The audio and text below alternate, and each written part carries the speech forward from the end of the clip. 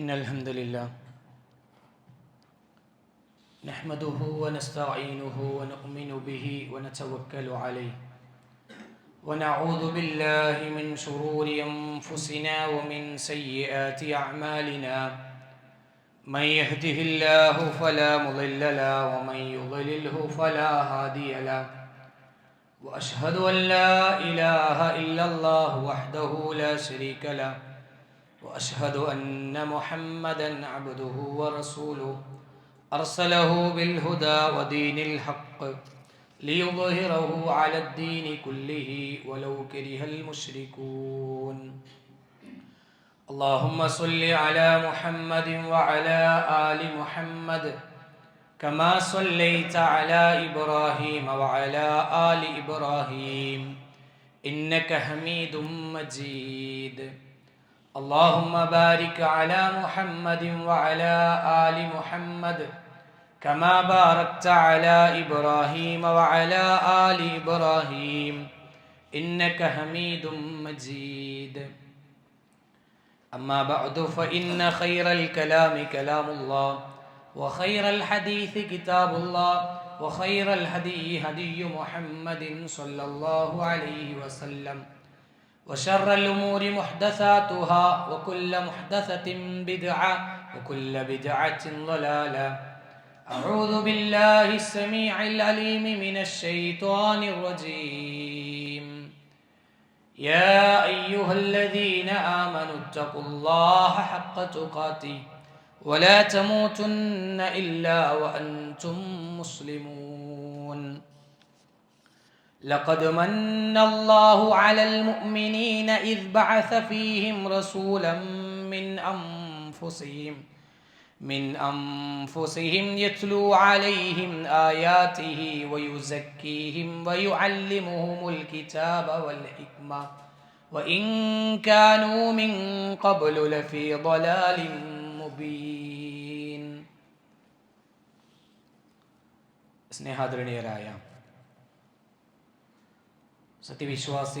വിശ്വാസിനികളെ, അല്ലാഹു സുബ്ഹാനഹു വ തആലയുടെ നിയമങ്ങളും നിർദ്ദേശങ്ങളും ജീവിതത്തിൽ കഴിവിൻ്റെ പരമാവധി എല്ലായിടങ്ങളിലും സൂക്ഷിച്ച് തഖ്വയുള്ളവരായി യഥാർത്ഥ മുഅ്മിനുകളായി ജീവിക്കുവാൻ പരിശ്രമിക്കണമേ എന്ന് എന്നോടെന്ന പോലെ നിങ്ങൾ ഓരോരുത്തരോടും ഉപദേശിക്കുകയാണ്, വസിയ്യത്ത് നൽകുകയാണ്, ഓർമ്മപ്പെടുത്തുകയാണ്. അള്ളാഹുവിൻ്റെ നിയമങ്ങൾ കൃത്യമായി മനസ്സിലാക്കുവാനും അത് ജീവിതത്തിൽ പകർത്തി ജീവിക്കുവാനും അങ്ങനെ അള്ളാഹുവിൻ്റെ മഹനീയമായ സ്വർഗം നേടിയെടുക്കുവാനുമുള്ള മഹാഭാഗ്യം അള്ളാഹു നമുക്കെല്ലാവർക്കും നൽകി അനുഗ്രഹിക്കുമാറാകട്ടെ. സഹോദരന്മാരെ, സഹോദരിമാരെ, അള്ളാഹു സുബ്ഹാനഹു വ തആല നമുക്ക് നൽകിയ അനുഗ്രഹങ്ങൾ ഒരുപാടുണ്ട്. അനുഗ്രഹങ്ങൾ എണ്ണിയാൽ അത് എണ്ണി തിട്ടപ്പെടുത്താൻ കഴിയുകയില്ല എന്നാണ് ഖുർആൻ 2 സ്ഥലങ്ങളിൽ എടുത്തു പറഞ്ഞത്. നമ്മുടെ ശരീരത്തിലേക്കും ആ ശരീരത്തിലെ വിവിധങ്ങളായ അവയവങ്ങളിലേക്കും നമ്മുടെ ജോലിയും മക്കളും താമസ സൗകര്യങ്ങളും കുടിക്കാനും ഒക്കെയുള്ള വെള്ളങ്ങളും അതേപോലെ തന്നെ മറ്റു ശ്വസിക്കാനുള്ള വായുവും തുടങ്ങി എന്തൊക്കെ നമ്മൾ ജീവിതത്തിൽ അനുഭവിച്ചു കൊണ്ടിരിക്കുന്നുണ്ടോ അതൊക്കെയും അല്ലാഹു സുബ്ഹാനഹു വ തആല നൽകിയ അനുഗ്രഹങ്ങളാണ്. ചിലത് അനുഗ്രഹമാണ് എന്ന് ബോധ്യപ്പെടൽ അത് നഷ്ടപ്പെടുമ്പോഴാണ് എന്ന് മാത്രമാണ്. പലപ്പോഴും ശരീരത്തിലെ സുഖങ്ങൾ അറിയല് അത് നഷ്ടപ്പെടുമ്പോഴാണ്. പല്ലുവേദന കാരണം ഒരു ദിവസം രാത്രി ഉറങ്ങാൻ കഴിയാതിരിക്കുമ്പോഴാണ് ഓരോ ദിവസവും രാത്രി സുഖസുന്ദരമായി ഉറങ്ങിയിരുന്നതിനെ കുറിച്ച് ആലോചിക്കുക, അതൊരു വലിയ അനുഗ്രഹമായിരുന്നു എന്നതുപോലെ തന്നെ ജീവിതത്തിലെ ഏതു കാര്യവും അത് അനുഗ്രഹമാണ് എന്ന് ബോധ്യപ്പെടൽ അത് നഷ്ടപ്പെടുമ്പോഴും അത് ലഭിക്കാതിരിക്കുമ്പോഴുമാണ്. ഏറ്റവും ചുരുക്കി പറഞ്ഞാൽ ജീവിതത്തിൽ എന്തൊക്കെ അനുഭവിക്കുന്നുണ്ടോ അതൊക്കെയും അല്ലാഹു സുബ്ഹാനഹു വ തആല നമുക്ക് നൽകിയ അനുഗ്രഹങ്ങളാണ് എന്നതാണ്. എന്നാൽ ഈ അനുഗ്രഹങ്ങൾ പറയുമ്പോൾ അതിൽ ഏറ്റവും ആദ്യം പറയുന്ന ഏറ്റവും ഒന്നാം സ്ഥാനമുള്ളത് വിശ്വാസിയാകാൻ, മുസ്ലിമാകാനുള്ള തൗഫീഖ് ലഭിച്ചു എന്നതാണ്. അല്ലാഹുവിനെ വിശ്വസിക്കുവാൻ, പ്രവാചകൻ സ്വല്ലല്ലാഹു അലൈഹി വസല്ലമയെ റസൂലായി അംഗീകരിക്കുവാൻ, ഇസ്ലാം പഠിപ്പിച്ച വിശ്വാസങ്ങൾ അംഗീകരിക്കുവാൻ, ഇസ്ലാം പഠിപ്പിച്ച കർമ്മപരമായ വിഷയങ്ങൾ ജീവിതത്തിലേക്ക് ചേർത്തു വെക്കുവാൻ, അതിന് മനസ്സിനെ പാകപ്പെടുത്തപ്പെട്ടു എന്നതാണ് യഥാർത്ഥത്തിൽ ഏറ്റവും വലിയ അനുഗ്രഹം. സത്യദീനിനെ മനസ്സിലാക്കാൻ ഒരുപാട് ആളുകൾക്ക് നമ്മുടെ ചുറ്റുഭാഗത്തുമുള്ള ആളുകളെ പരിശോധിക്കുമ്പോൾ അതിനെ തെറ്റിദ്ധരിച്ചവരും അതറിയാത്തവരുമായ ലക്ഷക്കണക്കിന് കോടിക്കണക്കിന് മനുഷ്യന്മാരുണ്ട്. അവരിൽ നിന്നൊക്കെ വ്യത്യസ്തരായി അള്ളാന്റെ ദീന് കൃത്യമായി മനസ്സിലാക്കാൻ എത്ര വലിയ പ്രതിസന്ധികൾ ഉണ്ടായാലും ആ റബ്ബിനെ മാത്രം ആരാധിക്കുന്നവരായി, ആ റബ്ബിനെ കഴിയാത്ത ആളുകളായി, അത്തരം വിശ്വാസങ്ങൾ ഹൃദയത്തിൽ മൂലമായ ആളുകളാണ് നമ്മൾ ഓരോരുത്തരും. ആ നിലയ്ക്ക് ഏറ്റവും വലിയ അനുഗ്രഹം എന്നത് ഈ ഒരു ഹിദായത്ത് ലഭിച്ചു, ഈ സത്യമാർഗത്തെ മനസ്സിലാക്കാൻ കഴിഞ്ഞു എന്നത് തന്നെയാണ്. ഈ ഒരു അനുഗ്രഹം നമുക്ക് ലഭിക്കാനുണ്ടായ ഒരു കാരണം, എങ്ങനെയാ ഇത് കിട്ടിയത്, എങ്ങനെയാ ഈ ദീന് മനസ്സിലായ ആളുകളായി നമ്മൾ മാറിയത്? അതിന്റെ ഏറ്റവും പ്രധാനപ്പെട്ട അടയാളം അള്ളാഹുവിന്റെ റസൂൽ സ്വല്ലല്ലാഹു അലൈഹി വസല്ലം നമ്മളിലേക്ക് വന്നതുകൊണ്ടാണ്. ആ പ്രവാചകൻ കാണിച്ചു തന്ന മാർഗത്തിലാണ് നമ്മൾ ജീവിച്ചു കൊണ്ടിരിക്കുന്നത്. നമ്മളൊന്ന് ആലോചിക്കേണ്ടത്, നമ്മുടെ നാട്ടിലൊരു പ്രവാചകൻ വന്നിട്ടില്ല, മുഹമ്മദ് നബി സല്ലല്ലാഹു അലൈഹി വസല്ലം വന്നിട്ടില്ല, അല്ലെങ്കിൽ അള്ളാഹു പ്രവാചകന്മാരെ അയച്ചിട്ടില്ല. എങ്കിലും ദുനിയാവിലേക്ക് വന്ന മുഴുവൻ മനുഷ്യരുടെയും ഉത്തരവാദിത്തമാണ് യഥാർത്ഥ ദീന് അറിയുക എന്നതും അത് മനസ്സിലാക്കുക എന്നതും അത് അംഗീകരിച്ച് ജീവിക്കുക എന്നതും ഓരോരുത്തരുടെയും നിർബന്ധമായ ബാധ്യതയാണ്. പക്ഷെ അത് എളുപ്പമാക്കാൻ, അത് ലളിതമാക്കാൻ, അത് ഏറ്റവും എളുപ്പത്തിൽ നമ്മുടെ ജീവിതത്തിലേക്ക് മനസ്സിലാക്കി തരാൻ അള്ളാഹുവിന്റെ റസൂൽ സ്വല്ലല്ലാഹു അലൈഹി വസല്ലം കഴിവിന്റെ പരമാവധി അധ്വാനങ്ങൾ നിർവഹിച്ചിട്ടുണ്ട് എന്നത് നമുക്ക് ബോധ്യപ്പെടും. അതുകൊണ്ട് ആ പ്രവാചകൻ നമ്മിലേക്ക് വന്നു എന്നത് വലിയൊരു അനുഗ്രഹമാണ്. ആ അനുഗ്രഹത്തെ അള്ളാഹു എടുത്തു പറയുന്നുണ്ട്. ആമുഖമായി ഓതി വച്ച വചനം അള്ളാഹു സുബ്ഹാനഹു വ തആല പറയാം, ലഖദ് മന്നല്ലാഹു അലൽ മുഅ്മിനീന ഇദ് ബഅസ ഫീഹിം റസൂലൻ മിൻ അൻഫുസിഹിം യത്ലു അലൈഹിം ആയാതിഹി വയുസക്കീഹിം വയുഅല്ലിമുഹുൽ കിതാബ വൽ ഹിക്മ വഇൻ കാനൂ മിൻ ഖബ്ലു ലഫീ ളലാലിൻ മുബീൻ. അവർ ളലാലും മുബീനിലായിരുന്നു, വ്യക്തമായ വഴികേടിലായിരുന്നു. അവരിലേക്ക് അല്ലാഹു സുബ്ഹാനഹു വ തആല പ്രവാചകനെ അയച്ചു എന്നത് പ്രത്യേകം ഒരു ഔദാര്യമായി അള്ളാഹു എടുത്തു പറയുകയാണ്. അള്ളാഹു ചെയ്ത ഒരു ഔദാര്യമാണ്, അള്ളാഹുവിന്റെ ഉത്തരവാദിത്തം എന്ന നിലക്കല്ല. മന്ന എന്ന പദം അങ്ങനെയാ പഠിപ്പിക്കുന്നത്. ഫ്രീ ആയി തരുന്നതിന്, സൗജന്യമായി തരുന്നതിന്, ഒരു ഔദാര്യമായി ചെയ്തു തരുന്നതിനാണ് അത്തരം പദങ്ങൾ ഉപയോഗിക്കുന്നത് കാണാൻ കഴിയുന്നത്. അങ്ങനെ അല്ലാഹു സുബ്ഹാനഹു വ തആല നമുക്ക് നൽകിയ, വിശ്വാസികൾക്ക് നൽകിയ ഒരു ഔദാര്യമാണ് പ്രവാചകനെ അയച്ചു എന്നത്. ഏതാ പ്രവാചകൻ? യത്ലു അലൈഹിം ആയാതിഹി വയുസക്കീഹിം വയുഅല്ലിമുഹുൽ കിതാബ വൽ ഹിക്മ. ആയത്തുകൾ പാരായണം ചെയ്യുന്ന, ഖുർആനും സുന്നത്തും പഠിപ്പിച്ചു തരുന്ന ഒരു പ്രവാചകനെ നിങ്ങളിലേക്ക് അയച്ചു എന്നത് അല്ലാഹു സുബ്ഹാനഹു വ തആല ചെയ്ത വലിയൊരു അനുഗ്രഹമാണ് എന്ന് പഠിപ്പിക്കുകയാണ്. ആ പ്രവാചകൻ ഇന്ന് കാണും പോലെയുള്ള അധികാരങ്ങളും സ്വാധീനവും നേട്ടങ്ങളും കൊണ്ട് ഒരുപാട് വലിയ വലിയ സൗകര്യങ്ങൾ ഉപയോഗിച്ച് ജീവിച്ച ഒരു പ്രവാചകനല്ലായിരുന്നു. ഇന്നത്തെ സൗകര്യങ്ങൾ അന്നില്ല. പക്ഷേ എന്നിട്ടും ഒരുപാട് പ്രതിസന്ധികളും പ്രശ്നങ്ങളും ഏറ്റെടുത്തിട്ട് അതൊക്കെ സഹിച്ചും ത്യജിച്ചുമൊക്കെ പ്രവാചകൻ സ്വല്ലല്ലാഹു അലൈഹി വസല്ലം ആ ജീവിത കാലഘട്ടത്തെ മുമ്പോട്ട് കൊണ്ടുപോയത് നമുക്ക് കാണാൻ കഴിയും.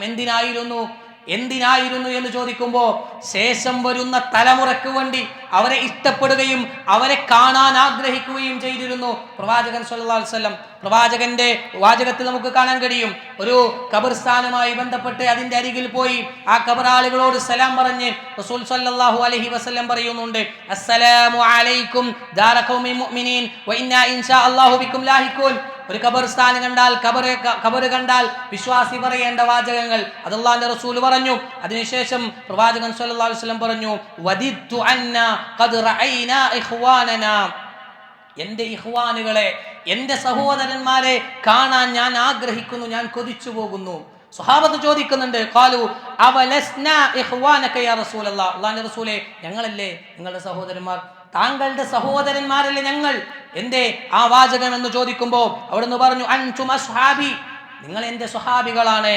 വ ഇഖ്വാനുന അല്ലദീന ലം യഅതു ബഅദ്, അവർ ഇന്ന് വരെ വരാത്തവരാ, എനിക്ക് ശേഷം വരുന്നവരാണ് എന്ന് പ്രവാചകൻ സ്വല്ലല്ലാഹു അലൈഹി വസല്ലം നമ്മളെ പഠിപ്പിക്കുകയാണ്. ഞാനും നിങ്ങളും അടങ്ങുന്ന വിശ്വാസികളെ കാണാൻ അല്ലാഹുവിന്റെ റസൂൽ കൊതിച്ചിരുന്നു എന്നത് ആ വാചകങ്ങളിൽ നിന്ന് നമുക്ക് കാണാൻ കഴിയും. ആ പ്രവാചകന് വല്ലാത്ത ഇഷ്ടമായിരുന്നു നമ്മളെ എന്നത് നമുക്ക് മനസ്സിലാക്കാൻ കഴിയും. കാരണം നരകത്തിൽ കടന്നെരിയാതിരിക്കാൻ വേണ്ടി ഹിദായത്ത് എന്ന മഹത്തായ സൗഭാഗ്യം നമുക്ക് ലഭിച്ചത് ആ പ്രവാചകനിലൂടെയാണ് എന്ന് നമുക്ക് കാണാൻ കഴിയും. എത്രത്തോളം ആ സ്നേഹം നമുക്ക് കാണാൻ. പ്രവാചകന്മാർക്ക് പ്രത്യേകമായ ഒരു പ്രാർത്ഥനയുണ്ട്. ആ ആ പ്രാർത്ഥന പ്രാർത്ഥിച്ചാൽ അത് ലഭിക്കുമെന്ന് ഉറപ്പാണ്. അത്തരത്തിൽ എല്ലാ പ്രവാചകന്മാർക്കും പ്രാർത്ഥനയുണ്ട്. അള്ളാഹുവിന്റെ റസൂൽ സ്വല്ലല്ലാഹു അലൈഹി വസല്ലം ആ പ്രാർത്ഥന മാറ്റിവെച്ചിരിക്കുകയാണ്.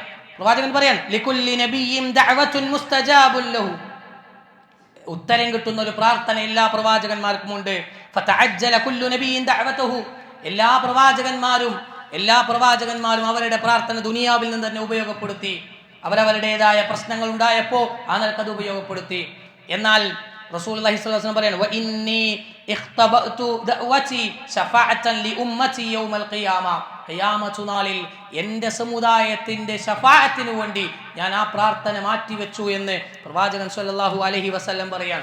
പ്രവാചകൻ അവിടുന്ന് പറയും യാ റബ്ബി ഉമ്മത്തി ഉമ്മത്തി എന്ന് പറഞ്ഞ് ആ നിലക്ക് സുജൂദിൽ വീണ് അള്ളാഹുവിനോട് കേണ് ചോദിക്കുന്ന അവസ്ഥകൾ ഹദീസുകൾ നമ്മളെ പഠിപ്പിക്കുന്നുണ്ട്. സമൂഹത്തിന് വേണ്ടി, ഉമ്മത്തിന് വേണ്ടി, സമുദായത്തിലെ ആളുകൾക്ക് വേണ്ടി റസൂലുള്ളാഹി സ്വല്ലല്ലാഹു അലൈഹി വസല്ലം കെഞ്ചിക്കൊണ്ടിരിക്കുമെന്ന് ഹദീസുകൾ നമ്മളെ പഠിപ്പിക്കുകയാണ്. അത് ലഭിക്കാൻ വേണ്ടി പ്രവാചകൻ എത്രമാത്രം പ്രയാസങ്ങൾ ജീവിതത്തിൽ അനുഭവിച്ചിട്ടുണ്ട്. മക്കയിലും മദീനയിലും ജീവിച്ചപ്പോൾ ശത്രുക്കളിൽ നിന്നും ഏൽക്കേണ്ടി വന്ന പീഡനങ്ങളും പ്രയാസങ്ങളും ഒരുപാടുണ്ട്. ആ സന്ദർഭങ്ങളിലൊന്നും ഇത്തരം ഈ പ്രാർത്ഥനകൾ എടുക്കാതെ അതവിടെ വെച്ചിരിക്കുകയാണ്. എന്തിനാ ഞാൻ അടക്കമുള്ള നമ്മൾ ഓരോരുത്തർക്കും വേണ്ടി അള്ളാഹുവിന്റെ റസൂൽ സ്വല്ലല്ലാഹു അലൈഹി വസല്ലം മാറ്റി വെച്ചിരിക്കുകയാണ് എന്നാണ് നമുക്ക് കാണാൻ കഴിയുന്നത്. അതുകൊണ്ട് അള്ളാഹുവിന്റെ റസൂലിന് നമ്മൾ വല്ലാത്ത സ്നേഹമുണ്ടായിരുന്നു എന്നത് ഈ ഹദീസുകളിൽ നിന്നും ആയത്തുകളിൽ നിന്നൊക്കെ നമുക്ക് മനസ്സിലാക്കി തരുന്നുണ്ട്. എങ്കിൽ ഇങ്ങോട്ട് സ്നേഹിച്ച ഒരാളെ അങ്ങോട്ട് സ്നേഹിക്കണമെന്നതിൽ പ്രത്യേകിച്ച് അഭിപ്രായ വ്യത്യാസങ്ങളില്ല. അതുകൊണ്ട് തന്നെ അത് സ്നേഹം നിർബന്ധമാണ് എന്നത് നമുക്ക് ബോധ്യപ്പെടും. ഇങ്ങോട്ട് സ്നേഹിച്ച ആളെ അങ്ങോട്ടും സ്നേഹിക്കണം എന്നതിനും ഒരുപാട് പാഠങ്ങൾ ഖുർആനും ഹദീസും നമ്മളെ പഠിപ്പിക്കുന്നുണ്ട്. അതുകൊണ്ട് പ്രവാചകനെ സ്നേഹിക്കണോ വേണ്ടേ എന്ന ചർച്ച വിശ്വാസികൾക്കിടയിലില്ല. കാരണം പ്രവാചകനെ സ്നേഹിക്കണം. എന്തുകൊണ്ടാണ് ഈ സമയത്ത് ഇത്തരം വിഷയങ്ങൾ കടന്നു വരുന്നത്? എല്ലാ സമയത്തും ഓരോ മണിക്കൂറുകളിലും മിനിറ്റുകളിലും സെക്കൻഡുകളിലടക്കം അള്ളാഹുവിന്റെ റസൂലിനെ സ്നേഹിച്ച് കടന്നു പോകേണ്ടവരാണ് വിശ്വാസികൾ. ഏതു സമയത്തും എടുത്തു പറയേണ്ടതാണ് പ്രവാചകൻ സ്വല്ലല്ലാഹു അലൈഹി വസല്ലമയെ കുറിച്ചും ആ പ്രവാചകന്റെ സ്നേഹത്തെക്കുറിച്ചും. പക്ഷേ ഇത്തരം സമയങ്ങൾ വരുമ്പോൾ ഈ വിഷയങ്ങൾ ചർച്ച വരുന്നു എന്ന് ചോദിക്കുമ്പോൾ അത് നമ്മുടെ നാട്ടിൽ നമുക്ക് ചുറ്റും ഈ വിഷയത്തെ ചർച്ച ചെയ്യാറുള്ളത് ഈ സമയങ്ങളിലാണ്. പ്രവാചകനെ സ്നേഹിക്കുന്നവർ ചില ആളുകൾ പ്രവാചകന്മാരെ സ്നേഹിക്കുന്നില്ല എന്നൊക്കെയുള്ള ചർച്ചകൾ പലപ്പോഴും കടന്നു വരാറുണ്ട്. ഇവിടെ വിശ്വാസികൾ എന്ന നിലക്ക് നമ്മൾ അറിയേണ്ടത്, വിശ്വാസികൾ എന്ന നിലക്ക് നമ്മൾ നമ്മുടെ മനസ്സിനെ ബോധ്യപ്പെടുത്തേണ്ട ഒന്നാമത്തെ കാര്യം പ്രവാചകനെ സ്നേഹിക്കുക എന്നത് നിർബന്ധമാണ്. അതിലൊരു അഭിപ്രായ വ്യത്യാസവുമില്ല, അത് ആർക്കും ഉണ്ടാകേണ്ടതുമില്ല എന്നതാണ്. കാരണം ആ പ്രവാചക സ്നേഹം നിർബന്ധമാണ് എന്നത് ഖുർആൻ പഠിപ്പിക്കുന്ന ആദർശമാണ്. റസൂലുള്ളാഹി സ്വല്ലല്ലാഹു അലൈഹി വസല്ലം പഠിപ്പിക്കുന്ന ആദർശമാണ്. എത്രത്തോളം പറഞ്ഞു? ലാ യുഅ്മിനു അഹദുക്കും ഹത്താ അകൂന അഹബ്ബ ഇലൈഹി മിൻ വാലിദിഹി വവലദിഹി വന്നാസി അജ്മഈൻ. സ്വന്തം മാതാപിതാക്കളെക്കാളും സ്വന്തം മക്കളെക്കാളും മുഴുവൻ ജനങ്ങളെക്കാളും എന്നെ സ്നേഹിക്കുന്നത് വരെ നിങ്ങൾ വിശ്വാസിയാവുകയില്ല എന്ന് റസൂലുള്ളാഹി സ്വല്ലല്ലാഹു അലൈഹി വസല്ലം പറയും. വിശ്വാസിയാകണോ? പ്രവാചകനെ സ്നേഹിക്കണമെന്നാണ്. എത്രത്തോളം സ്നേഹിക്കണം? മക്കളോടുള്ള സ്നേഹം, ഭാര്യ ഭർത്താക്കന്മാരുള്ള സ്നേഹം, അതല്ലെങ്കിൽ കുടുംബക്കാരുള്ള സ്നേഹം വിശദീകരിക്കേണ്ടതില്ല. അതിനേക്കാളും അപ്പുറത്ത് ലോകത്ത് എത്ര മനുഷ്യരുണ്ട്, ഏതൊക്കെ മനുഷ്യരുണ്ടോ എല്ലാത്തിനേക്കാളും അള്ളാഹുവിന്റെ റസൂലിനെ സ്നേഹിക്കണമെന്നാണ് ഹദീസ് നമ്മളെ പഠിപ്പിക്കുന്നത്. അതേപോലെ തന്നെ വിശുദ്ധ ഖുർആൻ പറഞ്ഞു, ഖുൽ, നബിയെ പറഞ്ഞു കൊടുക്ക്, ഇൻ കാന ആബാഉകും വഅബ്നാഉകും വഇഖ്വാനുകും വഅസ്വാജുകും വഅശീറതുകും വഅംവാലുൻ ഇഖ്തറഫ്തുമൂഹാ വതിജാറത്തുൻ തഖ്ശൗന കസാദഹാ വമസാകിനു തർലൗനഹാ أحب إليكم من الله ورسوله وجهاد في سبيل الله فتربصوا حتى يأتي الله بأمره والله لا يهدي القوم الفاسقين. സൂറത്തു തൗബയിലെ 24-ാമത്തെ വചനം. 8 വിഭാഗം ആളുകളെ അല്ലെങ്കിൽ 8 കാര്യങ്ങളെ അല്ലാഹു സുബ്ഹാനഹു വ തആല പറയാൻ. ദുനിയാവിൽ നമ്മൾ പ്രാധാന്യത്തോടു കൂടി കാണുന്ന, നമ്മൾ ഇഷ്ടപ്പെടുന്ന, നമ്മുടെ മനസ്സിൽ ഇഷ്ടം കടന്നു വരുന്ന 8 കാര്യങ്ങളാണ്. 8 കാര്യങ്ങൾ എടുത്തു പറഞ്ഞു. 1, സ്വന്തം മാതാപിതാക്കളെ പറഞ്ഞു, മക്കൾ പറഞ്ഞു, സഹോദരങ്ങളെക്കാൾ, ഇണകളെക്കാൾ, കുടുംബക്കാരെക്കാൾ, സമ്പത്തിനേക്കാൾ, കച്ചവടത്തിനേക്കാളും, വീടിനേക്കാളും, നമ്മൾ ദുനിയാവിൽ സ്നേഹിക്കുന്ന എല്ലാ കാര്യങ്ങളും അതിൽ വന്നു. എല്ലാറ്റിനേക്കാളും അള്ളാഹുവിന്റെ റസൂലിനെ ഇഷ്ടപ്പെടുന്നില്ല എങ്കിൽ, അള്ളാഹുവിനെയും അള്ളാഹുവിന്റെ റസൂലിനെയും അള്ളാഹിന്റെ മാർഗത്തിലുള്ള ജിഹാദിനെയും ഇഷ്ടപ്പെടുന്നില്ല എങ്കിൽ ഫതറബ്ബസു ഹത്താ യഅതി അല്ലാഹു ബിഅംരി, അള്ളാഹുവിന്റെ ശിക്ഷ വരുന്നത് നിങ്ങൾ ഭയപ്പെട്ടുകൊള്ളുക എന്ന് പറഞ്ഞാൽ ഈ പറയുന്ന എല്ലാത്തിനേക്കാളും ദുനിയാവിലുള്ള എല്ലാ കാര്യങ്ങളും എടുത്തു പറഞ്ഞു. എല്ലാത്തിനേക്കാളും അള്ളാഹുവിന്റെ റസൂലിനെ ഇഷ്ടപ്പെടണമെന്നാണ് ഈ ഹദീസ് നമ്മളെ പഠിപ്പിക്കുന്നത്, ഈ ആയത്ത് നമ്മളെ പഠിപ്പിക്കുന്നത്. എത്രത്തോളം സ്നേഹിക്കണം? സ്വന്തത്തെക്കാൾ. കാരണം അന്നബിയു ഔലാ ബിൽ മുഅ്മിനീന മിൻ അൻഫുസിഹിം. ഖുർആൻ പറയാം, പ്രവാചകൻ വിശ്വാസികൾക്ക് ഏറ്റവും അടുത്താണ്. ഔല, ഒന്നാം സ്ഥാനത്ത്, ഏറ്റവും മുൻഗണന പ്രവാചകനാണ് എന്ന് ഖുർആൻ നമ്മളെ പഠിപ്പിക്കുന്നുണ്ട്. ഉമർ ഇബ്നു ഖത്താബ് റളിയല്ലാഹു അൻഹു റസൂൽ സല്ലല്ലാഹു അലൈഹി വസല്ലമയോട് പറഞ്ഞു, പ്രവാചകരെ, ഞാൻ കഴിഞ്ഞാൽ എനിക്ക് ഏറ്റവും ഇഷ്ടം നിങ്ങളെയാണ്. പ്രവാചകനോട് പറയാം. ഉമർ ഇബ്നു ഖത്താബ് റളിയല്ലാഹു അൻഹുവും റസൂലുള്ളാഹി സ്വല്ലല്ലാഹു അലൈഹി വസല്ലം തമ്മിലുള്ള ബന്ധം നമുക്കറിയാം. അത്രമാത്രം നല്ല ബന്ധത്തിലുണ്ടായിരുന്നു. അവിടുന്ന് ആ ബന്ധത്തിന്റെ അടിസ്ഥാനത്തിലാണ് പറയുന്നത്, പ്രവാചകരെ, ഞാൻ കഴിഞ്ഞാൽ എനിക്ക് ഏറ്റവും ഇഷ്ടം എൻ്റെ ഉപ്പയേക്കാൾ, ഉമ്മയേക്കാൾ, കുടുംബക്കാരൊക്കെ എല്ലാത്തിനേക്കാളും എനിക്ക് ഏറ്റവും ഇഷ്ടം താങ്കളെയാണ്. അവിടുന്ന് പ്രവാചകൻ പറഞ്ഞു, ലാ വല്ലദി നഫ്സി ബിയദിഹി ഹത്താ അകൂന അഹബ്ബ ഇലൈക മിൻ നഫ്സിക്. നീ നിന്നെക്കാളും എന്നെ ഇഷ്ടപ്പെടുന്നത് വരെ പൂർണ്ണമാവുകയില്ല. ശരിയായിട്ടില്ല ഈമാൻ നിന്നെക്കാളും. അവിടുന്ന് പ്രവാചകനോട് ഉമർ ഇബ്നു ഖത്താബ് റളിയല്ലാഹു അൻഹു തിരുത്തി, പ്രവാചകനിതാ ഈ സമയം മുതൽ എന്നെക്കാളും താങ്കളെയാണ് എനിക്കിഷ്ടം എന്ന് പറയുമ്പോ, അൽ ആന യാ ഉമറെ, ഇപ്പോഴാ ഫുള്ളായത്, ഇപ്പോഴാ പൂർണ്ണമായത്, ഇപ്പോഴാ ഈമാൻ പൂർത്തിയായത് എന്ന് ഉമർ ഇബ്നു ഖത്താബ് റളിയല്ലാഹു അൻഹുവിനോട് റസൂൽ സല്ലല്ലാഹു അലൈഹി വസല്ലം പഠിപ്പിക്കുകയാണ്. അപ്പൊ അത്രത്തോളം പ്രവാചകനെ സ്നേഹിക്കണം, ഒരു സംശയവുമില്ല. പ്രവാചകനെ സ്നേഹിക്കണമെന്നാണ് ഈ ഹദീസുകളും ആയത്തുകളും ഒക്കെ നമ്മളെ പഠിപ്പിക്കുന്നത്. കാരണം ഈമാനിന്റെ മധുരം കിട്ടണോ, ഈമാൻ ഉണ്ടാകണോ, ഇത് വേണം. ഈമാനിന്റെ മധുരം ആസ്വദിക്കാൻ കഴിയുന്നതാർക്കാ? സലാസുൻ മൻ കുന്ന ഫീഹി വജദ ഹലാവത്തുൽ ഈമാൻ. 3 കാര്യങ്ങൾ ഉണ്ടെങ്കിൽ ഈമാനിന്റെ മധുരം കിട്ടും. ഈമാനിന് ഒരു ടേസ്റ്റ് ഉണ്ട്, അത് കിട്ടണമെങ്കിൽ 3 കാര്യങ്ങൾ വേണം. ഒന്നാമത് റസൂലുള്ളാഹി സ്വല്ലല്ലാഹു അലൈഹി വസല്ലം പറഞ്ഞു, അയ്യകൂന അല്ലാഹു വറസൂലുഹു അഹബ്ബ ഇലൈഹി മിമ്മാ സിവാഹുമാ. ഏറ്റവും കൂടുതലായിട്ട് അല്ലാഹുവിനെയും റസൂലിനെയും ഇഷ്ടപ്പെടുക എന്നാണ്. ഏറ്റവും കൂടുതൽ ഇഷ്ടം അല്ലാഹുവിനെയും റസൂലിനെയും ആക്കിയവർക്ക് മാത്രമേ ഈമാനിന്റെ മധുരം കിട്ടുകയുള്ളൂ എന്ന് പ്രവാചകൻ സ്വല്ലല്ലാഹു അലൈഹി വസല്ലം അവിടുന്ന് പഠിപ്പിക്കുകയാണ്. അത് സ്വഹാബത്ത് നെഞ്ചിലേറ്റിയിട്ടുണ്ട്, അവർ അവരുടെ ജീവിതത്തിൽ കാണിച്ചു കൊടുത്തിട്ടുണ്ട്. എല്ലാറ്റിനേക്കാളും അള്ളാഹുവിന്റെ റസൂലിനെ ഇഷ്ടപ്പെട്ടത് ഓരോ സ്വഹാബത്തിന്റെയും ചരിത്രങ്ങൾ കാണാൻ കഴിയും. അബൂബക്കർ സിദ്ദീഖ് റളിയല്ലാഹു അൻഹു അദ്ദേഹത്തിന്റെ മുഴുവൻ സമയങ്ങളിലും പ്രവാചകന്റെ കൂടെ ഉണ്ടായിരുന്നു. പ്രത്യേകം ഹിജ്റ വേള പ്രത്യേകം എടുത്തു പറയുന്നുണ്ട്. ശത്രുക്കൾ ഏത് സമയത്തും കിട്ടിയാൽ കൊല്ലാൻ ചാൻസ് കാത്തു നിൽക്കുന്ന സമയത്ത്, ആ അവസരത്തിൽ പ്രവാചകന്റെ കൂടെ അബൂബക്കർ റളിയല്ലാഹു അൻഹു പോകുമ്പോൾ മുമ്പിലേക്ക് നോക്കുമ്പോൾ അബൂബക്കറിനെ കാണുന്നു, പിന്നിലേക്ക് നോക്കുമ്പോൾ അവിടെയും അബൂബക്കർ ഉണ്ട്, വലതുഭാഗത്ത് നോക്കുമ്പോൾ അവിടെയും ഉണ്ട് അബൂബക്കർ, ഇടതുഭാഗത്ത് നോക്കുമ്പോൾ അവിടെയും ഉണ്ട് അബൂബക്കർ. എങ്ങനെ ഒരു മനുഷ്യന് 4 ഭാഗത്തേക്ക് എത്താൻ കഴിയുന്നു? ഓടുകയാ. ഏതെങ്കിലും ഒരു ഭാഗത്ത് നിന്ന് അള്ളാന്റെ റസൂലിന് എന്തെങ്കിലും ഒരു പരിക്ക് സംഭവിക്കുമോ, ആരെങ്കിലും എന്തെങ്കിലും ചെയ്യുമോ എന്ന പേടി കാരണം അങ്ങോട്ടും ഇങ്ങോട്ടും ഓടി നടക്കുകയായിരുന്നു അബൂബക്കർ സിദ്ദീഖ് റളിയല്ലാഹു അൻഹു. പ്രവാചകനെ സംരക്ഷിച്ചതാണ് നമുക്ക് കാണാൻ കഴിയുന്നത്. അലി ഇബ്നു അബീ ത്വാലിബ് റളിയല്ലാഹു അൻഹു ശത്രുക്കൾ വീടിന്റെ പുറത്ത് വാളും ഊരിപ്പിടിച്ച് കൊല്ലാൻ വേണ്ടി കാത്തു നിൽക്കുമ്പോ ആ പ്രവാചകൻ കിടന്ന കട്ടിലിൽ കിടക്കാൻ ധൈര്യം കാണിച്ച, സ്വന്തം ശരീരത്തെക്കാളും പ്രവാചകനെ സ്നേഹിച്ച് കാണിച്ചു കൊടുത്തു. കാരണം പുറത്ത് ആളുകൾ വാളും പിടിച്ച് കാത്തുക്കുകയാണ്. ഒന്ന് എഴുന്നേറ്റ് കഴിഞ്ഞാൽ ആ ആളുകൾ കയറി ചെന്ന് അലി ഇബ്നു അബീ ത്വാലിബ് റളിയല്ലാഹു അൻഹുവിനെ കൊന്നുകളയുമെന്നറിയാം.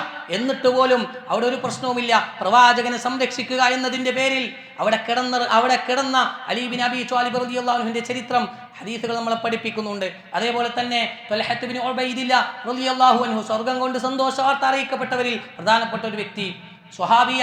80ഓളം വെട്ടുകൾ യുദ്ധത്തിൽ ഏറ്റുവാങ്ങിയിട്ടുണ്ട്. എങ്ങനെ? അള്ളാന്റെ റസൂലിനെ ഏൽക്കുന്ന ഓരോന്നും, അവിടേക്ക് വരുന്ന അമ്പുകൾ ഏറ്റുവാങ്ങി, അവിടേക്ക് വരുന്നത് ഓരോ വെട്ടുകളെയും തടുത്ത് ജീവിച്ചിരിക്കുന്ന രക്തസാക്ഷിയെ നിങ്ങൾക്ക് കാണണോ എങ്കിൽ ത്വൽഹത്ത് ഇബ്നു ഉബൈദയില്ലേ നോക്കിക്കോ എന്ന് റസൂലുള്ളാഹി സ്വല്ലല്ലാഹു അലൈഹി വസല്ലം പറഞ്ഞ അത്രത്തോളം പരിക്കുകൾ ഏറ്റുവാങ്ങിയത് അള്ളാന്റെ റസൂലിന് പരിക്ക് സംഭവിക്കാതിരിക്കാൻ വേണ്ടിയിട്ടാണ്. അങ്ങനെ സ്വഹാബികളിൽ ഓരോരുത്തരുടെയും ചരിത്രം പരിശോധിക്കുമ്പോൾ അങ്ങനെ മത്സരിച്ചിരുന്നു അവർ പ്രവാചകനെ സംരക്ഷിക്കാനും പ്രവാചകനെ സ്നേഹിക്കാനും ഒക്കെ എന്നത് നമുക്ക് കാണാൻ കഴിയും. അതുകൊണ്ട് രണ്ടാമത് നമ്മൾ തിരിച്ചറിയേണ്ടത്, ആ പ്രവാചകനെ സ്നേഹിക്കണം എന്നതിൽ ഒരഭിപ്രായ വ്യത്യാസത്തിന്റെയും ആവശ്യമില്ല. പ്രവാചകനെ സ്നേഹിക്കാൻ ഖുർആൻ പഠിപ്പിച്ചിട്ടുണ്ട്, ഹദീസുകൾ പഠിപ്പിച്ചിട്ടുണ്ട്, സ്വഹാബത്ത് മാതൃകയായി നമുക്ക് പഠിപ്പിച്ചു തന്നിട്ടുണ്ട്. എങ്കിൽ അടുത്തൊരു പ്രശ്നം വരുന്നത് എങ്ങനെയാണ് ആ പ്രവാചകനെ സ്നേഹിക്കേണ്ടത് എന്നതാണ്. എങ്ങനെ പ്രവാചകനെ സ്നേഹിക്കണം, അതും ഖുർആനും ഹദീസും നമ്മളെ പഠിപ്പിച്ചു തന്നിട്ടുണ്ട്.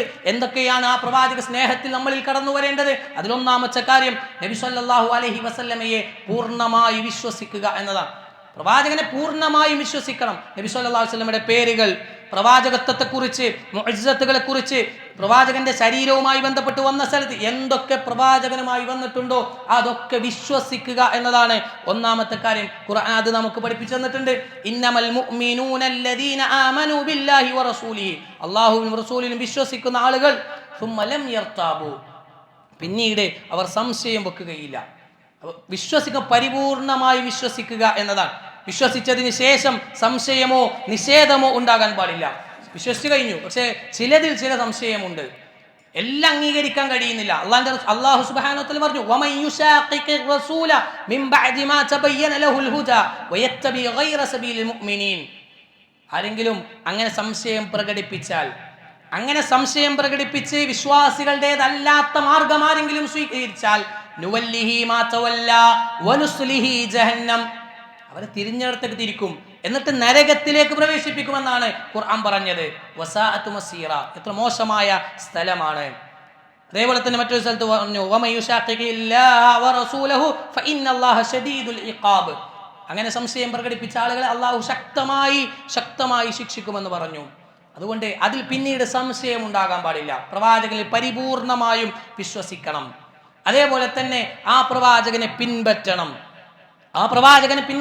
ഫോളോ ചെയ്യണം. അതാണ് സ്നേഹം. സ്നേഹമുണ്ട് എന്ന് പറയലല്ല, എനിക്കും സ്നേഹമുണ്ട് നിങ്ങൾക്കും സ്നേഹമുണ്ട് എന്ന് പറച്ചിലുകളിൽ, അത്തരം വാക്കുകളിലും എഴുത്തുകളിലും അവസാനിപ്പിക്കുകയല്ല. അത് ജീവിതത്തിൽ ഫോളോ ചെയ്ത് കാണിച്ചു കൊടുക്കാൻ കഴിയണം. അങ്ങനെയുള്ളവർക്കാണ് അല്ലാഹു സുബ്ഹാനഹു വ തആലയുടെ കാരുണ്യം ലഭിക്കുക.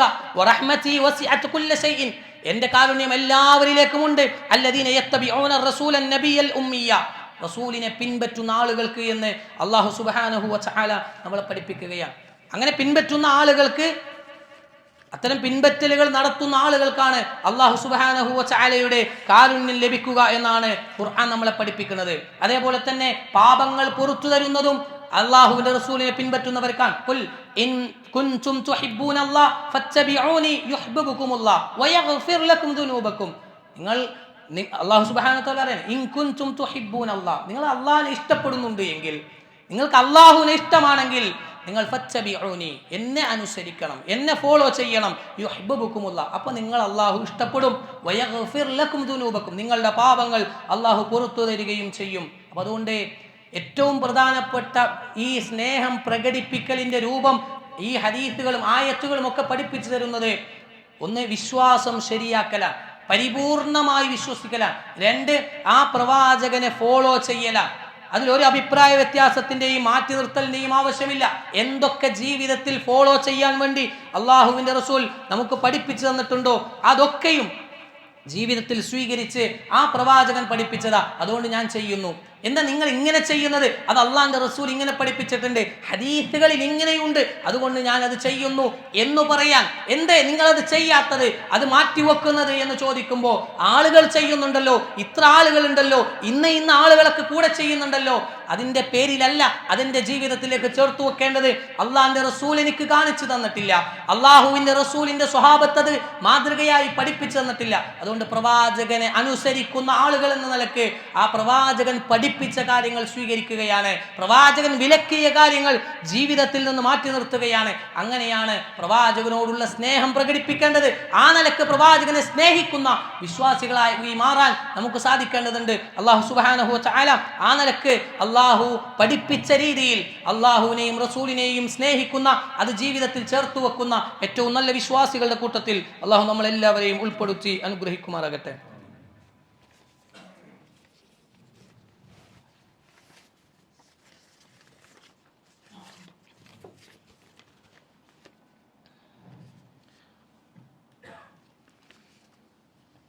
അൽഹംദുലില്ലാഹി റബ്ബിൽ ആലമീൻ, വസ്സലാത്തു വസ്സലാമു അലാ റസൂലില്ലാഹ് വഅലാ ആലിഹി വസ്വഹ്ബിഹി അജ്മഈൻ, അമ്മാ ബഅദ്. അല്ലാഹുവിനെ സൂക്ഷിച്ച് ജീവിക്കണമെന്ന് ഒന്നുകൂടി ഉപദേശിക്കുകയാണ്, വസിയ്യത്ത് നൽകുകയാണ്. സഹോദരന്മാരെ, അല്ലാഹുവിൻ്റെ റസൂലിനോടുള്ള സ്നേഹം എങ്ങനെയാകണം എന്നത് വിശ്വാസികൾ മനസ്സിലാക്കുകയും അത് ജീവിതത്തിൽ പകർത്തുകയും വേണം. കാരണം ഈ സമയത്ത് പ്രത്യേകിച്ച് അത്തരം ചർച്ചകളൊക്കെ വരുമ്പോൾ അവിടെ വിശ്വാസികൾ കൃത്യമായൊരു നിലപാട് പ്രഖ്യാപിക്കാൻ കഴിയണം. ഞാൻ ഇന്ന കാര്യങ്ങൾ കൊണ്ടാണ് ഇത് ചെയ്യുന്നത്, ഞാൻ ഇന്ന കാര്യം കൊണ്ടാണ് ഞാൻ ഇത് ചെയ്യാത്തത് എന്ന് കൃത്യമായൊരു നിലപാട് പറയാൻ വിശ്വാസികൾക്ക് കഴിയണം. ഇത്ര വർഷങ്ങളായി ചെയ്യുന്നു, ഇത്ര ആളുകൾ ചെയ്യുന്നു, ഞാൻ പണ്ടേ ചെയ്യുന്നതാണ്, ഇതൊന്നുമല്ല ഇസ്ലാമിൻ്റെ അടിസ്ഥാനം എന്നത് നമ്മൾ ഓരോരുത്തരും മനസ്സിലാക്കി വെക്കേണ്ടതുണ്ട്. അതേപോലെ തന്നെ പ്രവാചകൻ സല്ലല്ലാഹു അലൈഹി വസല്ലം അള്ളാഹുവിൻ്റെ റസൂലാണ്. അതുകൊണ്ട് തന്നെ ആ പ്രവാചകനെതിരെ എന്തൊക്കെ ആരോപണങ്ങളും പ്രശ്നങ്ങളും വന്നിട്ടുണ്ടോ അതിനൊക്കെയും അള്ളാഹു സംരക്ഷണം നൽകിയിട്ടുണ്ട്. അത് ജീവിത കാലഘട്ടത്തിലും അങ്ങനെ തന്നെയാണ്. പ്രവാചകനെ കൊല്ലാൻ ശ്രമിച്ചവരുണ്ട്, പ്രവാചകനെ പല നിലക്കും ഉപദ്രവിക്കാൻ ശ്രമിച്ചവരുണ്ട്, പല നിലക്കും പ്രവാചകനിലേക്ക് ആ നിലക്ക് ഉപദ്രവങ്ങൾ കൊണ്ട് നടന്നപ്പോൾ അള്ളാഹു സംരക്ഷിച്ചിട്ടുണ്ട്. മൂത്താപ്പ അബൂലഹബിന്റെ ഭാര്യ ഉമ്മു ജമീൽ കൊല്ലാൻ ശ്രമിച്ചിട്ടുണ്ട്. ആ തബ്ബത് യദാ എന്ന ആയത്തും അതുമായി ബന്ധപ്പെട്ട കാര്യങ്ങൾ വന്നപ്പോൾ കൊല്ലാൻ ശ്രമിച്ചിട്ടുണ്ട്. അള്ളാഹു സുബ്ഹാനഹു വ തആല അറിയിപ്പ് കൊടുത്തു, രക്ഷപ്പെടുത്തിയിട്ടുണ്ട്.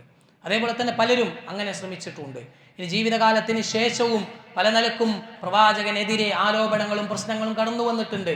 അപ്പോഴൊക്കെ അള്ളാഹുവിൻ്റെ റസൂലിനെ അള്ളാഹു സംരക്ഷിച്ചിട്ടുണ്ട് എന്ന ബോധം വിശ്വാസികളിൽ ഉണ്ടാകണം. അത് ഇനിയും അങ്ങനെ തന്നെയാണ്. അള്ളാഹുവിൻ്റെ റസൂലിനെതിരെ എന്ത് ആരോപണങ്ങൾ ആരൊക്കെ പറഞ്ഞു വിട്ടാലും അതിനെയൊക്കെ അള്ളാഹു സംരക്ഷിക്കുമെന്ന ബോധം നമുക്കുണ്ടാകണം.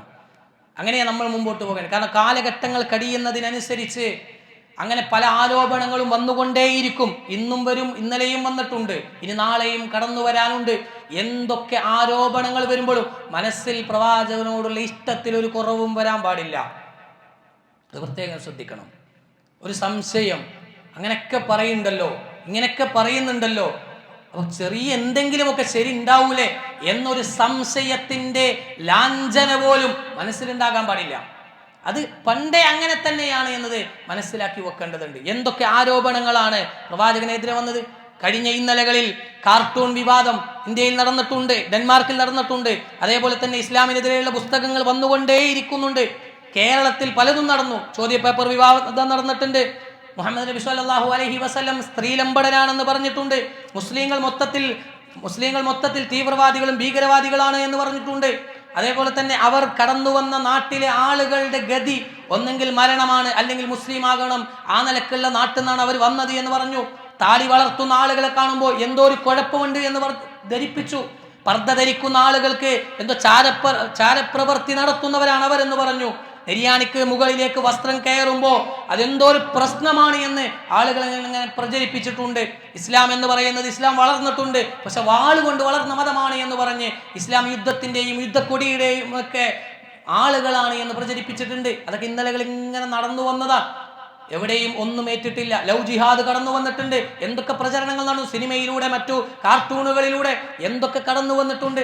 ഒന്നും ഏറ്റിട്ടില്ല ഇതുവരെയും എന്ന് നമ്മൾ തിരിച്ചറിയണം. ഇനിയും അതങ്ങനെ തന്നെ ലോകാവസാനം വരെയും അള്ളാഹുവിന്റെ ദീനിനെ സംരക്ഷിക്കുക എന്നത് അള്ളാഹു ഏറ്റെടുത്ത ദൗത്യമാണ്. അത് കൃത്യമായി നിർവഹിക്കുമെന്നത് നമ്മൾ മനസ്സിലാക്കേണ്ടതുണ്ട്. ഇസ്ലാം യുദ്ധം ബദ്റും ഉഹുദും ഖന്തഖും ഹുനൈനും ഒക്കെ പറഞ്ഞ് ഇസ്ലാം യുദ്ധത്തിനോട് വളരെ സ്നേഹമുള്ള, അല്ലെങ്കിൽ ഏതു സമയത്തും യുദ്ധം നടത്തണമെന്ന് പറയുന്ന മതമാണ് എന്നൊക്കെ പറഞ്ഞ് ഇസ്ലാമിനെ പ്രതിക്കൂട്ടിൽ നിർത്താറുണ്ട് പലപ്പോഴും. എന്നാൽ ചരിത്രം പഠിക്കുന്ന ആളുകൾക്കറിയാം ഇസ്ലാമിക യുദ്ധം നടന്നിട്ടുണ്ട്, യുദ്ധ നീക്കങ്ങൾ നടന്നിട്ട് ഉണ്ട്. ഇസ്ലാമിക ചരിത്രത്തിൽ 81 പ്രവാചകൻ സല്ലല്ലാഹു അലൈഹി വസല്ലം ഉള്ള സമയത്ത് 81 യുദ്ധ നീക്കങ്ങൾ നടന്നിട്ടുണ്ട്. ചിലത് യുദ്ധങ്ങളായി നടന്നു, ചിലത് പകുതിയിൽ നിന്ന് അവസാനിച്ചു. ചില ആളുകൾ മരണപ്പെട്ടിട്ടുണ്ട്, ചില ആളുകൾക്ക് ഒന്നും ആവാതെ തന്നെ യുദ്ധം അവസാനിപ്പിച്ചിട്ടുണ്ട്, ചില കരാറുകൾ അവസാനിപ്പിച്ചിട്ടുണ്ട്. ഇതൊക്കെ നടന്നിട്ടുണ്ട്. 81 യുദ്ധങ്ങൾ അല്ലെങ്കിൽ യുദ്ധ പ്രവർത്തനങ്ങൾ നടന്നപ്പോൾ എത്ര ആളുകളെ കൊല്ലപ്പെട്ടത് എന്ന് ചരിത്രം പഠിപ്പിക്കുന്നുണ്ട്. 1018 ആളുകൾ മാത്രം. ഇത്രയും യുദ്ധങ്ങളും പോരാട്ടങ്ങൾ നടന്നപ്പോൾ ആകെ മരണപ്പെട്ടത് 1018 ആളുകൾ. അതിൽ മുസ്ലിങ്ങൾ 259, അവിശ്വാസികളായ ആളുകൾ 759 ആളുകൾ. പിന്നീട് ബന്ധിക്കപ്പെട്ട കുറച്ച് ആളുകളുണ്ട്. ഏകദേശം 6000-ലധികം ആളുകളെ കെട്ടിയിട്ടുണ്ടായിരുന്നു, ബന്ധനസ്ഥരാക്കിയിരുന്നു. അതിൽ കൊല്ലുന്നത് എത്ര? ബന്ധനസ്ഥാക്കിയ വേഗം കൊല്ലമാണ്. ആ 6000-ലധികം ആളുകളെ ബന്ദികളാക്കിയതിനു ശേഷം അതിൽ കൊന്നത് 2 ആളുകൾ മാത്രമാണ്. ബാക്കി എല്ലാവരുടെയും പല കാരണങ്ങൾ പറഞ്ഞ് ഇങ്ങനെ വിട്ടേച്ചു. അവരെന്തെങ്കിലും സംഗതികൾ അവരിൽ നിന്ന് വാങ്ങി, ആളുകളെ പഠിപ്പിക്കൽ നടത്തി, അങ്ങനെ പലതും അവർക്ക് നൽകേണ്ടുന്ന ശിക്ഷ നൽകിയിട്ട് അവരെ തിരിച്ചയക്കുകയാണ് ഉണ്ടായത് എന്നത് നമുക്ക് കാണാൻ കഴിയും. ഇതൊക്കെയാണ് ഇസ്ലാം പഠിപ്പിച്ചത്, ഇസ്ലാമിൽ ഉണ്ടായിട്ടുള്ളത്. പക്ഷെ നമ്മുടെ നാട്ടിലെ ചില അവസ്ഥകൾ നോക്ക്, ചില നാടുകളിൽ നടന്ന സംഭവങ്ങൾ. റഷ്യൻ വിപ്ലവം നടന്നിട്ടുണ്ട്, എത്ര ആളുകളെ കൊല്ലപ്പെട്ടത്? 1 കോടിയിലധികം ആളുകളാണ് അതിലില്ലാതായത്. ഹിരോഷിമ 13 ലക്ഷത്തോളം ആളുകൾ, നാഗസാക്കിയിൽ 75,000 ആളുകൾ, വിയറ്റ്നാമിൽ 40 ലക്ഷം ആളുകൾ. ഇതൊക്കെ നടന്നു കഴിഞ്ഞതാണ്. ഒരു യുദ്ധത്തിൽ അല്ലെങ്കിൽ ഒരു സംഭവത്തിൽ തന്നെ ലക്ഷങ്ങളും കോടികളും കടന്നുപോയിട്ടുണ്ട് ചില മരണങ്ങൾ. ഇതൊക്കെ ആരെ നടത്തിയത്? അത് ഇസ്ലാമിന്റെ പേരിലാണോ? അത് മുസ്ലിം ആയതിന്റെ പേരിലാണോ? ആദർശത്തിന്റെ പേരിലാണോ? ഒന്നുമല്ല. അതുകൊണ്ട് ഇത്തരം ആരോപണങ്ങൾ ആര് എപ്പോൾ പറഞ്ഞാലും അവിടെയൊക്കെ നമ്മൾ മനസ്സിലാക്കേണ്ടത് ക്ഷമിക്കാനും സഹിക്കാനും തയ്യാറാകണം. ഇങ്ങനെയൊക്കെ മുമ്പ് കടന്നുപോയപ്പോൾ വിശ്വാസികൾ ക്ഷമിച്ചിട്ടുണ്ട്, പ്രാർത്ഥിച്ചിട്ടുണ്ട്. നമ്മുടെ ജീവിതത്തിലും കടന്നു വരേണ്ടത് അത്തരം പ്രാർത്ഥനകളാണ്. എന്തെങ്കിലും ഒരു ചാൻസ് കിട്ടുമ്പോഴേക്കും തിരിച്ചടിക്കാനല്ല. അവിടെ യുദ്ധം തന്നെ എപ്പോഴാണ് നടത്തേണ്ടത് കൃത്യമായി ഇസ്ലാം പഠിപ്പിച്ചിട്ടുണ്ട്. യുദ്ധം നടത്താൻ പെർമിഷൻ ഏതു സമയത്തുമില്ല. പ്രവാചകൻ സ്വല്ലല്ലാഹു അലൈഹി വസല്ലം 13 വർഷക്കാലം മക്കയിൽ ജീവിച്ചിട്ടുണ്ട്. എവിടെയാ യുദ്ധത്തിന്റെ കാര്യങ്ങൾ കാണാൻ കഴിയും? ബദ്റും ഉഹുദും ഖന്തക്കും ഒക്കെ മദീനയിൽ ഉണ്ടായ സമയത്താണ്. ഹിജ്റ 1-ാം വർഷവും ഹിജ്റ 2-ാം വർഷവും 4-ാം വർഷവും ഒക്കെയാണ് ഈ പറയുന്ന യുദ്ധങ്ങളും ഒക്കെ കടന്നു വന്നിട്ടുള്ളത്. അതിനു മുമ്പ് ഇതൊന്നുമില്ല എന്നത് കാണാൻ കഴിയും. അതുകൊണ്ട് ചാൻസ് കിട്ടുമ്പോൾ വേഗം പോയി യുദ്ധം ചെയ്യാനല്ല ഇസ്ലാം പഠിപ്പിക്കുന്നത് എന്നത് വിശ്വാസികൾ മനസ്സിലാക്കണം. പ്രവാചകനെ ആരെങ്കിലും എന്തെങ്കിലും പറയുമ്പോഴേക്ക് അങ്ങോട്ട് പോയി കൈവെട്ടാനും കാലുവെട്ടാനും അവനെ കൊന്നുകളയാനും അല്ല ഇസ്ലാം പഠിപ്പിക്കുന്നത് എന്നത് വിശ്വാസികൾ മനസ്സിലാക്കണം. അത്തരത്തിലല്ല ഇസ്ലാമിന്റെ അധ്യാപനങ്ങൾ എന്നത് വിശ്വാസികൾ തിരിച്ചറിയണം. ഇനി അങ്ങനെ പ്രലോഭനങ്ങൾ ഉണ്ടാക്കുന്ന ആളുകളുണ്ട്, എന്താ ചെയ്യേണ്ടത്? അവിടെ ക്ഷമിക്കണം, അവിടെ സഹിക്കണം. അവർക്ക് നന്മയോടുകൂടി അവർക്ക് കാര്യങ്ങൾ പറഞ്ഞു കൊടുക്കാനും ബോധ്യപ്പെടുത്തി കൊടുക്കാനുമാണ് ശ്രമിക്കേണ്ടത്. ഇത്തരം ആരോപണങ്ങൾ പറയുന്നവർ അവരുടെ ഉദ്ദേശം എന്താണ്? അവർ നമ്മളെ പ്രലോഭിപ്പിക്കും, എന്നിട്ട് നമ്മൾ പ്രശ്നമുണ്ടാക്കും, എന്നിട്ട് ആളുകൾക്കിടയിലെ മുസ്ലിങ്ങൾ വിമർശനത്തെ ഭയക്കുന്ന ആളുകളാണ്, മുസ്ലിങ്ങൾ അസഹിഷ്ണുതരാണ് എന്നത് ആളുകൾക്കിടയിൽ പ്രചരിപ്പിക്കും. പ്രശ്നക്കാരാണ് മുസ്ലിങ്ങൾ എന്ന് ആളുകൾക്കിടയിൽ ആക്കി തീർക്കാനുള്ള എല്ലാ പണികളും നടത്തുന്നുണ്ട് എന്നത് വിശ്വാസികൾ മനസ്സിലാക്കണം. അതുകൊണ്ട് അത്തരത്തിൽ പ്രശ്നങ്ങൾ ഉണ്ടാകുമ്പോൾ ആരെങ്കിലും എന്തെങ്കിലും പറയുമ്പോഴേക്ക് മനസ്സ് മാറാനും പാടില്ല, അല്ലെങ്കിൽ ഈ പറയുന്ന പ്രലോഭനങ്ങളിലേക്ക് കയറി ആ നിലക്ക് പ്രശ്നങ്ങളിലേക്ക് കടന്നു പോകാനും പാടില്ല എന്നത് നമ്മൾ ഓരോരുത്തരും ശ്രദ്ധിക്കേണ്ടതുണ്ട്. അവിടെ ക്ഷമിക്കണം. അവസരം കിട്ടുമ്പോഴേക്ക് നബി സല്ലല്ലാഹു അലൈഹി വസല്ലമയെ നാട്ടിൽ നിന്ന് പുറത്താക്കിയ ആളുകളായിരുന്നില്ലേ മക്കക്കാരായ ആളുകൾ? മക്കം ഫത്ഹ് നടന്നപ്പോൾ എന്താ ചെയ്തത്? കിട്ടിയ ആളുകളൊക്കെ കൊന്നുകളഞ്ഞതല്ല, അവരെ വിട്ടുവീഴ്ച കാണിച്ചത് നമുക്ക് കാണാൻ കഴിയും. അതേപോലെ തന്നെ ഹംസ റളിയല്ലാഹു അൻഹുവിനെ കൊന്ന ആളെ കിട്ടിയിട്ടില്ലേ? എന്താ ചെയ്തത്? വല്ലാത്ത വിഷമം ഉണ്ടായിരുന്നു അല്ലാഹുവിന്റെ റസൂലിനെ, പക്ഷേ വിട്ടുവീഴ്ച ചെയ്തത് കാണാൻ കഴിയും. അതേപോലെ തന്നെ പ്രവാചകൻ സ്വല്ലല്ലാഹു അലൈഹി വസല്ലമയുടെ കഴുത്തിൽ മുണ്ടിട്ട് മുറക്കിയ അഅ്റാബിയെ കിട്ടിയിട്ടുണ്ട്. എന്താ ചെയ്തത്? ചരിത്രം നമ്മളെ പഠിപ്പിക്കുന്നുണ്ട്.